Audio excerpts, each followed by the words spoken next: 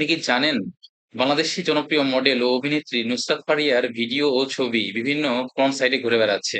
অনেক ব্যবহারকারী অভিযোগ করেছেন বিভিন্ন অপ্রাপ্তবয়স্ক ওয়েবসাইটে গেলে নুসরাত ফারিয়ার ভিডিও ও ছবি দেখা যাচ্ছে। আসুন খতিয়ে দেখি আসলে কি ঘটেছে এবং এর পেছনে কি কারণ থাকতে পারে। এই বিষয়টি শুধু বিস্ময়কর নয়, বরং দুঃখজনকও। যে ভিডিওগুলি দেখতে পাচ্ছেন এসব মূলত বিজ্ঞাপনের জন্য ভুয়া উদ্দেশ্যে তৈরি করা। এগুলো মূলত মানুষকে ঠকিয়ে ট্রাফিক বাড়ানো। এই ধরনের ছবি বা নাম ব্যবহারের পেছনে কাজ করে অ্যালগরিদম এবং কিছু অসাধু মার্কেটিং এজেন্সি। তারা জনপ্রিয় তারকাদের নাম ব্যবহার করে ক্লিক করাতে চায়। অনেকে আবার এডিটেড ফেক ছবি বানিয়ে বিভিন্ন জায়গায় ছড়িয়ে দেয় এই ধরনের ওয়েবসাইটগুলোতে। যদি কোনো তারকার অনুমতি বা ছবি ছাড়া নাম ব্যবহার করে এইরকম অ্যাড দেখানো হয় তাহলে সেটা স্পষ্টতই মানহানির শামিল। নুসরাত ফরিয়াদ চাইলে এইসব সাইট বা প্ল্যাটফর্মের বিরুদ্ধে আইনি পদক্ষেপ নিতে পারেন।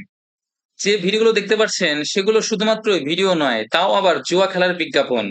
এটি কি শুধুই দুর্ঘটনা নাকি এটি বড় কোনো প্রতারণার অংশ? ব্যবহারকারীরা জানিয়েছেন কিছু পর্ন সাইটে ঢোকার পর এমন বিজ্ঞাপন আসছে যেখানে লেখা নুসরাত ফারিয়া আজকে এখানে খেলছে বা নুসরাত ফারিয়া জিতেছে ৫ লক্ষ টাকা। মূলত এসব অ্যাডে ক্লিক করলেই সম্ভাবনা রয়েছে প্রতারণা হওয়ার।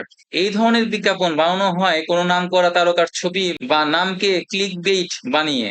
ফারিয়ার কোনো একটি সাধারণ ইভেন্টের ছবি ফটোশপ করে এমনভাবে সাজানো হয় যেন তিনি জুয়ার সাথে যুক্ত, অথচ এর পেছনে অভিনেত্রীর কোনো ভূমিকা নেই।